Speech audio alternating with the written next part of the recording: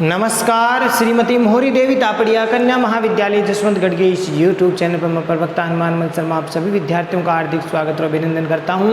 प्यारे विद्यार्थियों, बीए प्रथम वर्ष की कक्षा में हिंदी साहित्य विषय के अंतर्गत हिंदी भाषा व साहित्य का इतिहास जो आपका द्वितीय प्रश्न पत्र है उसमें महत्वपूर्ण प्रश्नोत्तरों को देख रहे हैं। प्यारे विद्यार्थियों, तो हमारा जो अध्ययन बिंदु चल रहा है हिंदी साहित्य के इतिहास से, तो जो महत्वपूर्ण प्रश्न है विगत वीडियो से चल रहा है आदिकाल या वीर गाथा काल के सामान्य प्रवृत्तियों या विशेषताओं पर प्रकाश डालिए। और ये जो प्रश्न है बहुत ही क्या है, बहुत ही मोस्ट है, बहुत महत्वपूर्ण है। तो इस प्रश्न को देखते हैं, आदिकाल या वीर गाथा काल की सामान्य प्रवृत्तियाँ या फिर विशेषताएँ। तो हमने इससे पहले दो विशेषताओं को पढ़ लिया था, जिनमें प्यारे विद्यार्थियों हमने पढ़ा था आदिकाल की भूमिका के रूप में और साथ ही साथ इसकी विशेषता में हमने नंबर 1 पर पढ़ा था युद्धों का चित्रोपम वर्णन किया गया। और क्योंकि इसमें जो चारण आदि जो दरबारी कवि होते थे वो खुद है वो स्वयं भी युद्ध में जाते थे और वहाँ का सजीव जो वर्णन है वो अपने काव्य में करते थे, तो इसलिए युद्धों का जो वर्णन है वो सजीव सा लगता है। और दूसरा जो हमने विशेषता इसकी पढ़ी थी वो वीर और श्रृंगार रस का समन्वय है। तो इसमें आदिकाल का जो काव्य है उसमें वीर रस के साथ साथ श्रृंगार रस का भी सुंदर निरूपण मिलता है और अधिकांशतः युद्ध कोई न कोई सुंदरी को लेकर के लड़ा गया था। और इसके साथ साथ उद्दीपन रूप में श्रृंगार का प्रयोग है वो इस काव्य धारा में हुआ है। और राजपूत लोग अब अपना युद्ध करना ही अपना धर्म मानते थे, इसलिए वीरता का भाव भी इसमें इस काव्य में देखने को मिलता है।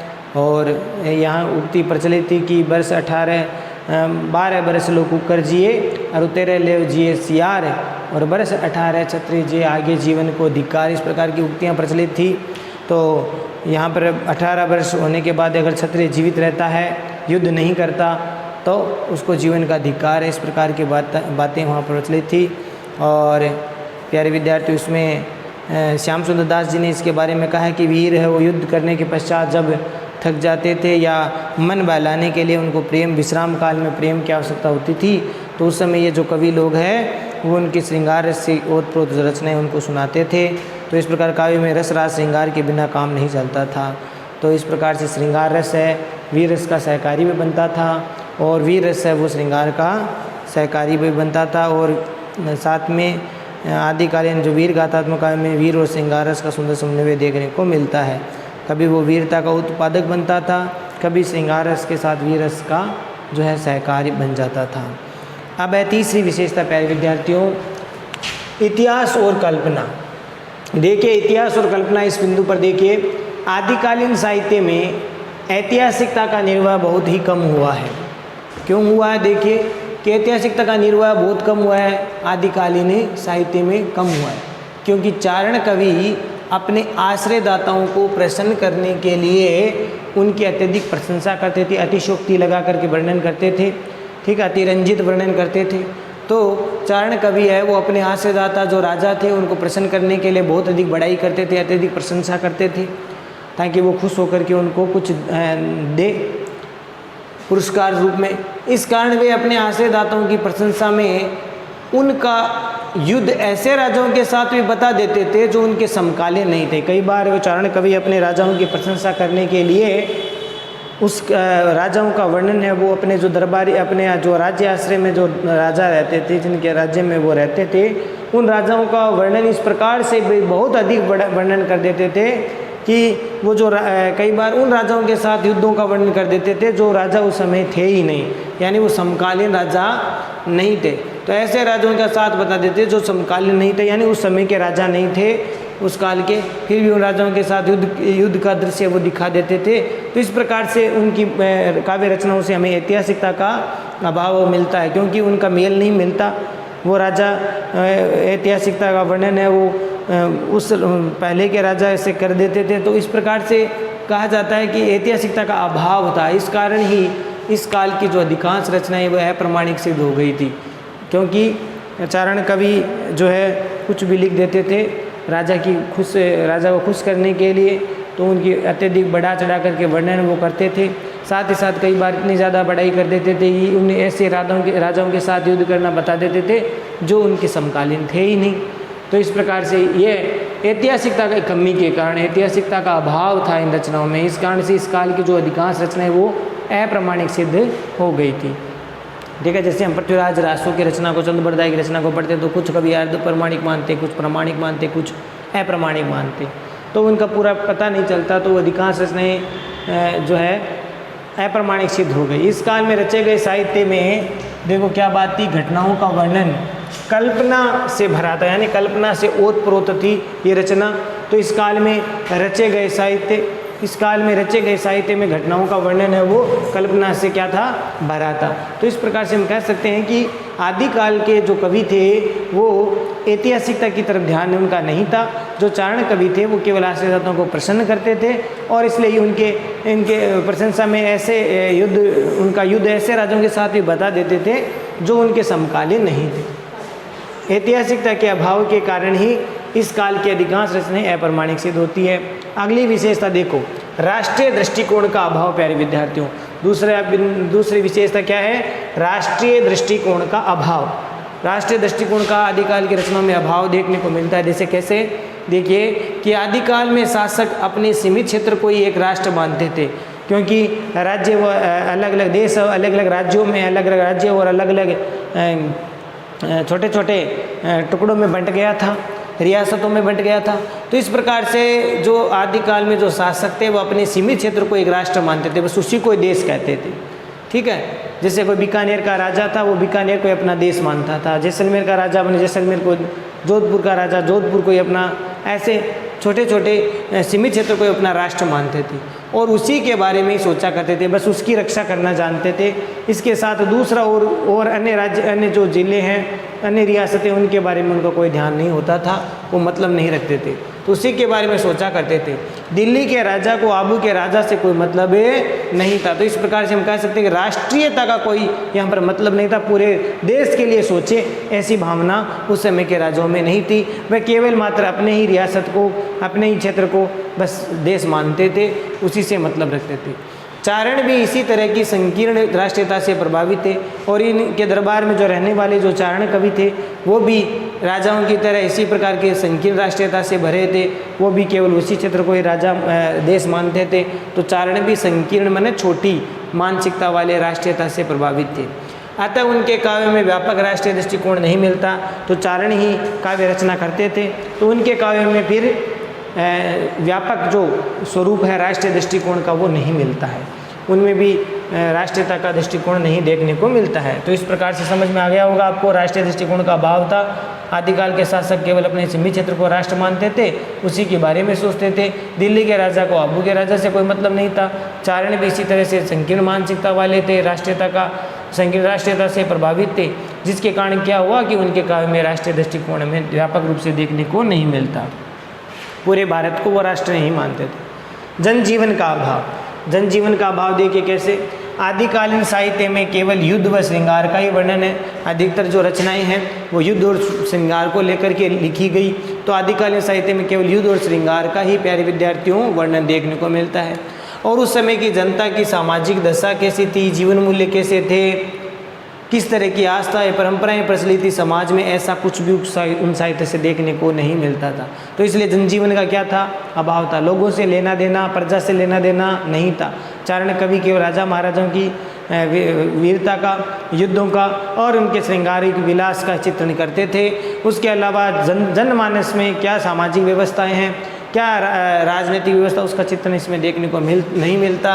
यानी उस समय जनता की सामाजिक दशा किस प्रकार से थी, जीवन का मूल्य कैसे थे, जीवन मूल्य कैसे थे, किस तरह की आस्थाएं परंपरा समाज में प्रचलित थी, ऐसा कुछ भी उस साहित्य में देखने को नहीं मिलता। तो इस प्रकार हम कह सकते हैं, वैसे कहा जाता है कि साहित्य समाज का दर्पण होता है, लेकिन चारण कवि है केवल राजा तक ही सीमित थे, इसलिए समाज से उनको कोई लेना देना नहीं था और वह युद्ध और श्रृंगार का अधिकतर वर्णन करते थे। इस कारण से जनता की जो सामाजिक दशा व जीवन का मूल्य किस प्रकार से आस्थाएं परंपराएं थी, उनके बारे में उन्होंने कुछ साहित्य में कुछ भी नहीं लिखा। तो इस प्रकार से आदिकालीन साहित्य को इसी कमी के कारण तत्कालीन समाज का दर्पण नहीं कहा जा सकता। इसलिए आदिकाल का जो साहित्य है उसको उस समय का समाज का दर्पण हम नहीं कह सकते, क्योंकि सामाजिक परंपराओं, सामाजिक जीवन मूल्यों का उस साहित्य में बिल्कुल भी जो है रचा नहीं गया था, कुछ भी उसमें उल्लेख नहीं मिलता। तो इस प्रकार से वो समाज का दर्पण नहीं था उस समय का साहित्य, तो जनजीवन का अभाव था। अगली विशेषता देखो, रासो काव्य। आदिकाल की अधिकांश रचनाएं रासो परंपरा की थी। देखो प्यारे विद्यार्थियों, आदिकाल की जो अधिकांश रचनाएं थी वो रासो परंपरा की थी। जैसे है पृथ्वीराज रासो, बीसलदेव रासो, खुमान रासो आदि। यानी इस काल में रासो साहित्य है, जो रासो काव्य है वो आदिकाल की अधिकांश रचनाएं रासो परंपरा की थी। उसमें हम देखते हैं पृथ्वीराज रासो है, बीसलदेव रासो है, खुमान रासो है, परमार रासो, ऐसे रचनाएं देखने को मिलती है। और इन रासो काव्यों में चमत्कार है, शौर्य है, चमत्कार, शौर्य, इतिहास, कल्पना है, श्रृंगार और प्रेम का अद्भुत सामंजस्य मिलता है। इन रासो साहित्य में इन काव्यों को अगर देखेंगे पढ़ेंगे तो हम पाएंगे कि इसमें चमत्कार भी है, शौर्य भी है, पराक्रम भी है, इतिहास भी है, कल्पना है, श्रृंगार है, प्रेम है, सबका अद्भुत मिलन देखने को मिलता है, सामंजस्य है। अगली विशेषता देखो, डिंगल भाषा।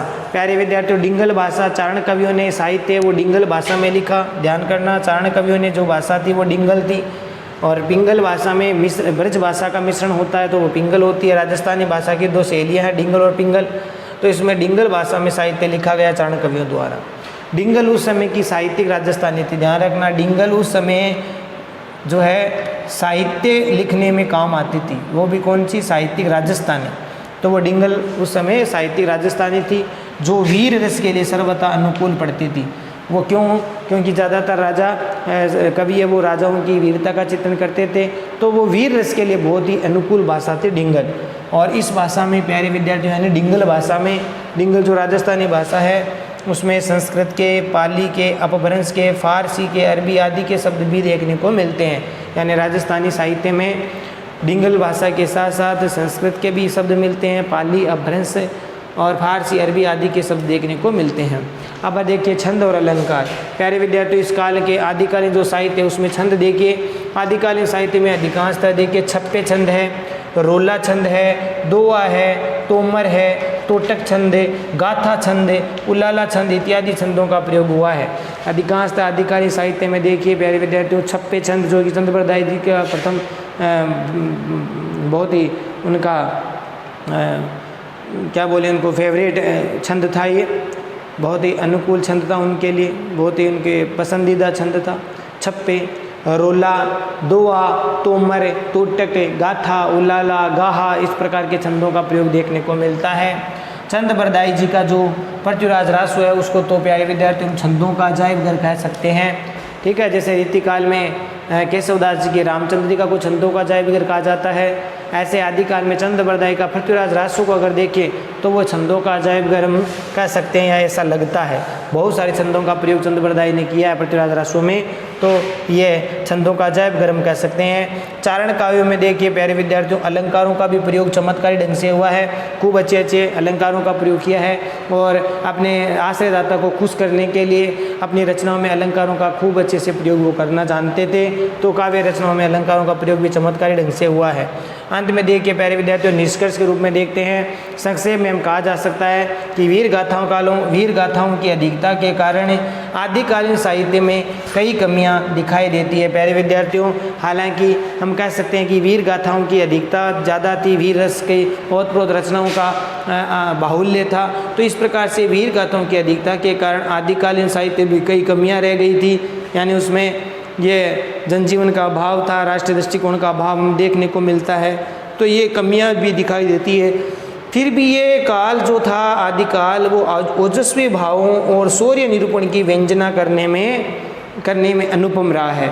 यानी फिर भी अगर ऐसी बात करें, कमियां तो रही जाती है, लेकिन फिर भी कमियां होने के बावजूद भी इस काल में ओजस्वी भाव यानी वीरता से ओतप्रोत रचनाएं थी, जो ओजस्वी भावों और शौर्य निरूपण की व्यंजना अनुपम है वो रहा। तो इस प्रकार से हम कह सकते हैं प्यारे विद्यार्थियों, ये थे आदिकाल या वीर गाथा काल की विशेषताएं।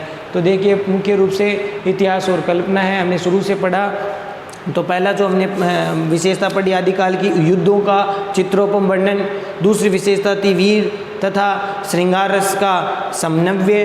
तीसरी विशेषता इतिहास और कल्पना। चौथी विशेषता राष्ट्रीय दृष्टिकोण का अभाव। पांचवी जनजीवन का अभाव। छठी रासोकाव्य। सातवीं विशेषता डिंगल भाषा। और आठवीं छंद व अलंकार। और अंत में आपको निष्कर्ष निकाल करके आना है प्यारे विद्यार्थियों, लिखना है। तो आशा करता हूँ यहाँ तक आपको ठीक से समझ में आ गया होगा। बहुत ही महत्वपूर्ण प्रश्न है, तो ठीक से तैयार करेंगे। तो प्यारे विद्यार्थियों, इसको आप ठीक से पढ़ें।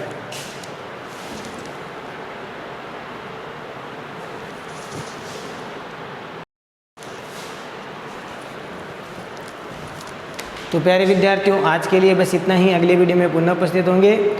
अब हम थोड़े भक्ति काल से प्रश्न लेंगे, ठीक है। दूसरा काल आदिकाल से जो महत्वपूर्ण प्रश्न आने वाले हैं वो हमने करवा दिए हैं।